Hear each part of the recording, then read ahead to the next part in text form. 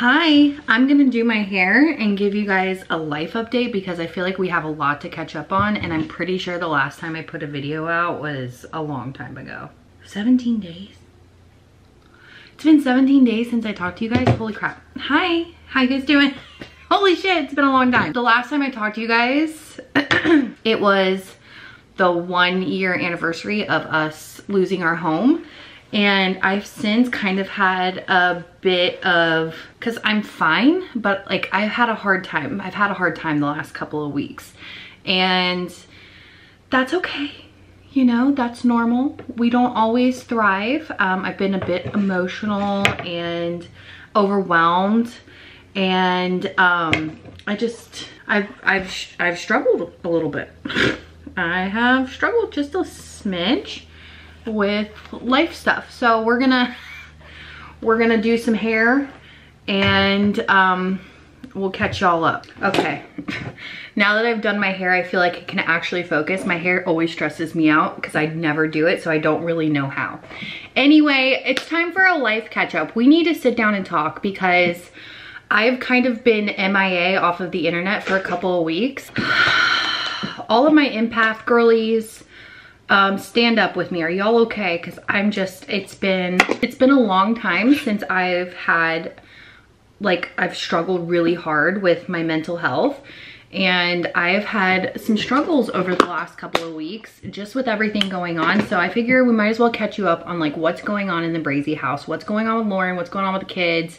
I always say this like people just don't care, but we are a village. We are friends here, and I know I'm not alone. Like, I know I'm not alone. So first things first, let's start with the kids. We finished up Ella's IEP meeting. That IEP meeting was the same day as the 1 year anniversary of losing the house, and it went really, really good. I'm super thankful for that. But man, it put me in a freaking funk. That is my first ever IEP meeting. Well, technically my second. The first one, we just went over all of her evaluations that got her to this point. If you're not really sure what I'm talking about, you're like, why is Ella switching schools? What's going on? I've touched on this a few times, but just in case you're watching this video for the first time and you care, Ella was diagnosed with autism by her neurologist when she was 4 years old. We knew something was going on at 3, and it took us a year to get to that diagnosis. At the neurologist, it took 20 minutes. He did a survey and he was like, boom, she has autism. We took that diagnosis and we immediately started ABA therapy. From ABA therapy, she did that until the pandemic happened, and then 6 months of being home, she started at her school. It's amazing, private school. We're super thankful for it, and she is not switching schools. The reason we got an IEP through the public school system is because when Ella was given her diagnosis of autism, she didn't have a full evaluation done, which didn't really gauge where she was at for needs and what she needs to be successful in any kind of school setting. And as you know, life changes and things can change, and it is such a crucial step. If I can tell you anything in your autism journey, go through the school system and go through with an IEP, because it will help them in all facets of life to have that set up in place. And it also is really great because she got a whirlwind of evaluations done through the school system that gives us data to help her grow and be her best self. It also helps a lot with funding. We have been paying for her private school for the last 4 years out of pocket, and it is very expensive and worth every single penny. But because of where she fell on the matrix score with just her autism diagnosis from the neurologist, her matrix score was significantly low, which means we did not qualify for any funding. So now that she has a proper matrix score, it helps ease a little bit of the funding for us. Also, the most important part is if something in our lives were ever to change and we moved out of state or we went anywhere, Ella would have this IEP in place to follow her and help her at any school setting she would be in. Wherever we go, wherever we end up, whatever the world looks like for Elle, she will always now have an IEP.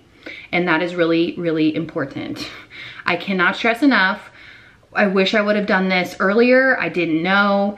these are the things that you learn as you evolve and grow as a parent of any child with any special set of needs. I had no idea. I really didn't. I was just winging it, and I thought the neurologist diagnosis would be enough. Concealer. So that IEP meeting went fantastic. It went great. Everybody was super kind, but it was unbearably hard for me to hear all of the hard stuff. And I was prepared for that, but I don't think you're ever really prepared, you know? This is the same concealer I've been using for 5 years, and now it's like discontinued and I can't find it anywhere. The Urban Decay Naked Skin. I'm only telling you this. I'm not a makeup person. I'm only telling this because I know people will ask, and you can't buy it anymore. So that's been fun. I need to find a new concealer because this is like my ride or die, baby. Ride or die. And I don't wear foundation. I just kind of do concealer and we wing it from there. So that's where Ella's at. She's doing awesome. She's like full teenager mode. She called me bro or bruh this morning. So that was fun. I didn't even know that was a thing. She's in a class with her peers and who are all, you know, it's like they all have different abilities, and you know, they're all learning from each other, and apparently bruh is like the cool way to refer to your parents. So she told me her socks were silly looking this morning, bruh. And that's where we're at with Elle. But I really struggled after that IEP meeting. Just emotionally, I was really upset, and it's not anything I don't know or haven't heard before. Well, it kind of was like stuff I haven't heard before. It was just put differently, I guess. It's very black and white. And the best thing about Ella's school is they're always focusing on what she's doing and how amazing she's doing. And I love that. I love that. But the unfortunate thing is you have to kind of hear the hard stuff in order to get to the good stuff. So there was a lot of hard stuff, and it was really tough on me as a mom. And I really struggled with that over the last couple of weeks. And now I'm fine. I'm okay. It's not about me. It's about her. It doesn't matter like how I feel about it. It just is what it is. And she's gonna thrive, and she's doing awesome, and she's so fun. She really is a fun kid. It was just really tough on me as a mom. Right after that, you guys know I've talked about Everett. He's having a ton of evaluations, and we just now started his therapy journey. Everett does not have an autism he does not have an autism diagnosis yet.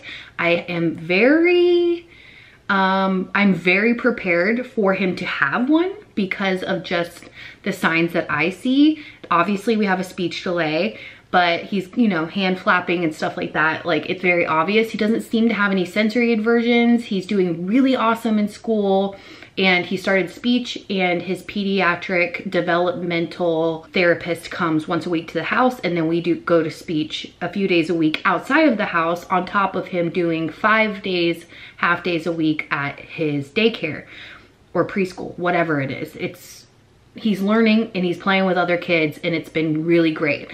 But that's also been a huge adjustment for me, like navigating 2 children's needs in therapy, and we're going through the child find process, and that is all leading up to him getting an IEP also through the school system. He'll just be significantly younger, and that I'm excited for. Like, John and I were talking a couple days ago about how much easier it is for me to navigate, or us to navigate, helping Everett because of our experience with Ella. It is so different than it was even 8 or 9 years ago. It's wildly different, and significantly on my end so much easier with him being so young. So I literally cannot stress this enough to you guys. If you are seeing like red flags, and I don't say red flags in like a scare you way, I say it in like if you're concerned at all about literally anything, the younger you pursue things,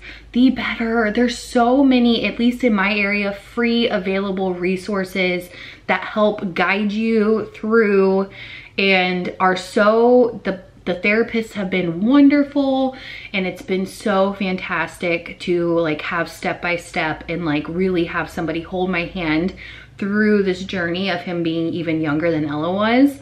And it's been awesome. Like Early Steps has been wonderful. We're meeting in November for his IEP meeting at the school, and it's gonna be awesome. And it's just been such a wildly different experience than Elle. Felt like I had to fight for everything with Elle, and it took forever. But I'm learning the younger you start, the better off you are. Start now. Don't wait because you're scared to hear the word autism. Don't wait because you're like, I don't want, you know, maybe he'll start talking or they'll start talking. Like, therapy is never a bad thing, ever, ever, ever. So like, I cannot stress that enough. It's been such a different experience with Ev, and it's been only positive. But I did get a little sad about that too. I was like, you know, you can't help, and this is just me speaking as a parent because both of my children are wonderful. I just, as a mom, I never want them to struggle with anything, but that's just not life. That's not reality. That's not how the world works. And I hate seeing them struggle, but at the same time, if I can help them navigate life by just being able to like swallow my own fear or like push aside my own narrative and fears of what I think being autistic means for them in their future, like I gotta put that to the side, because having an autism diagnosis does not determine their future. If anything, having that diagnosis just helps them get to where they need to go with services available. So I never in my wildest dreams thought I would, you know, be able to like raise 2 special needs kiddos. But my children are amazing, and they're healthy, and that to me is all that matters. They are healthy, they are happy, and they are where they need to be, and I'm really proud of them. But I did have like a little bit of a grieving process. That's okay, because you just think maybe, you know, like what's their future gonna look like. But I have learned with anything, I have this giant zit and it will not go away. And I have nose hair. I need to do something about that. If I have learned anything, it is to live in the present. Live in the present, because honestly, the state of the world has me devastated, and I just can't think too much in the future. I just need to do what we're doing every day. So that's what's been going on with the kids. Aside from me being, you know, having a little grieving moment, and you still work through acceptance, you know, I'm still very much working through like, it's okay if our life doesn't necessarily look like everybody else's or even some people's. Like as long as we're all thriving, all is well.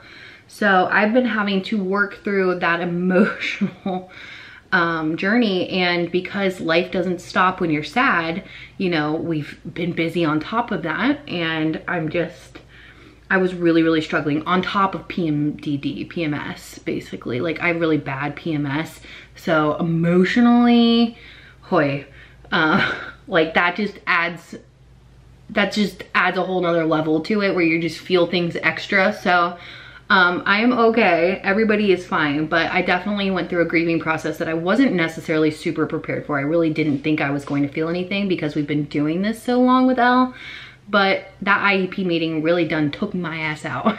I was really upset. It was really hard to hear, because like, no, she may not be able to do something, but she can tell you every single bird just by the sound she hears, and she can do that. And like, I'm just trying to remind people that like, this is not who Ella is on this paper. Like, it has nothing to do with who she is. And they were really fantastic about making sure that they told me what like her strengths are and stuff too. But man, that was tough. On top, weight loss wise, I've still been chugging along, losing weight. I have not turned to food. I've turned to my therapist a lot, but I have not turned to food to get me through this grieving process. And I'm really thankful for that, because instead of food, I've kind of poured myself into exercise and my mental health, and making sure that I'm, you know, right with the good old guy upstairs. I've really turned to him a lot to kind of navigate me through these feelings, and just know that life is way bigger than me. And I'm trying to remember that the temporary feeling that some certain foods can give me is temporary. And the feelings of, you know, maybe leaning even into like, I won't drink. Obviously I've talked about that, but not having any vices other than I have no vices. I obviously take CBD. I take that for my inflammation and just physically feeling better. I also have the extra strength gummies. I use those, like, I use one every day. Like, I have an extra strength gummy every single day, but it's not the same as like smoking a doob. It's not the same. Or having a big glass of wine, or having a bowl of ice cream, or a piece of cake, or donuts, or whatever. It is not the same. So I've really had to work some stuff out without having my favorite vices, which is an old boom boom and a snacky roo. Like, I haven't had that, and that has been really difficult to work through, and I'm so thankful for my therapist. She should get paid more.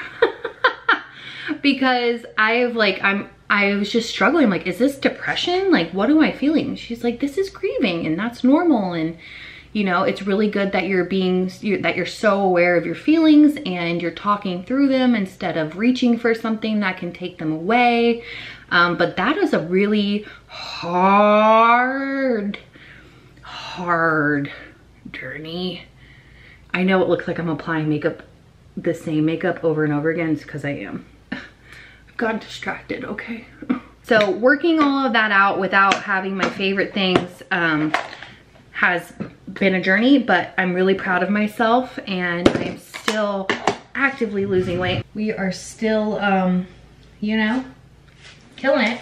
I have been feeling really, really good physically. I just need to figure out my hormone situation. I've been trying to be better about that because, man, that affects me too. Obviously, the state of the world, it makes me, it's just absolutely devastating, and it's hard to be a parent in this day and age. You know, like, it's hard to raise kids and feel really good about it in our world. So I've been carrying that along with me too. And, you know, there's not really a right thing to say when it comes to that, other than I pray every single night for every single person that they find some sort of joy and that they are safe and sound every single day. Please stay safe. Please find joy in your life. And I always pray for world peace. That sounds so silly, but God, why can't we have it? Like, please, just world peace is not so crazy. We can do it. I know we can. And that's really what's been going on. John's doing awesome. He's kind of been my rock through this whole thing, you know. I'm really thankful for that. I am with a man who understands mental health, and not only just understands it, but can talk me through certain feelings and tell me that it's okay that I feel a certain kind of way.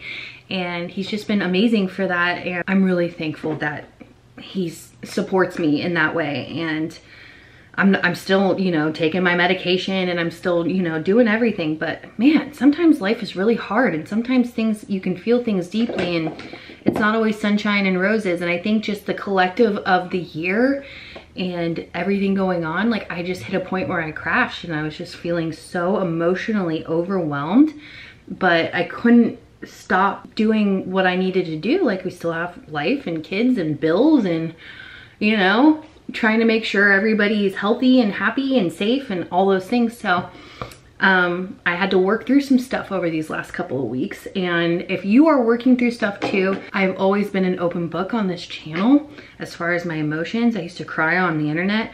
Oh my gosh, all the time, all the freaking time. And I never want people to think that, like, losing weight will solve all your problems, and that I still don't struggle, because man, these last couple of weeks were really tough on me. I've never experienced that kind of, like, grief. I think I felt a lot of things, and I could not turn to all of the things that I normally would turn to make it go away. So I'm really thankful that I've been able to work that out. And I can't express gratitude enough to you guys. Oh my gosh, can I cry? The Paxil curse, it keeps breaking. Like, I've been able to cry several times, so that's been nice. But you supporting me by just watching my channel or commenting or anything gives me the ability to care for my children in a way that I could only ever dream of, especially having children with certain needs. I could not do this I could do it because you can literally do anything, but I'm so thankful that I get to do these things from home and that I get to be involved in every meeting and I get to be involved in every evaluation, and I don't have to ask my boss for a day off. I don't have to figure out that mark or like that piece of the puzzle, because I know there are so many of you out here who are doing that, and I applaud you because it's so difficult, and I hope you have a village. I know that we don't have the villages that our grandparents had, or even our parents maybe even had. I hope you have a village, and if you don't, I really hope you find a village here with us, because I'm really proud of you. It is not easy. It's really hard.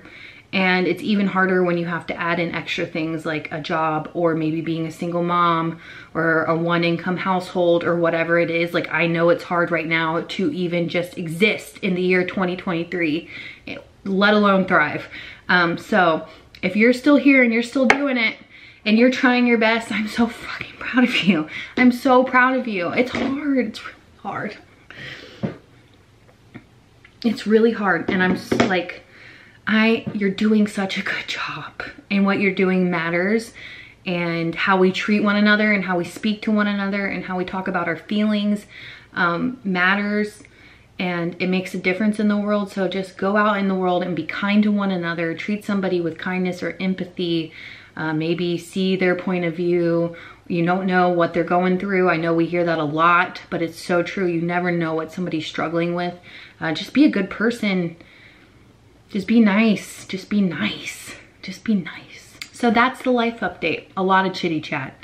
I hope you guys are doing well. I'm really proud of you for still being here today. And I'm so thankful to you for supporting me in every single thing that I do. And my family, you guys have been riding with me for a really long time in my family, and I'm just beyond grateful. So I hope to see you soon. I really do. I plan on it. You know, my period started, so my mental health, my mental health should get significantly better here in the next few days. But I'm really, really thankful for each and every one of you, and I'll see you guys in the next video, hopefully so soon. Bye, friends. I gotta put mascara on and lipstick. Bye.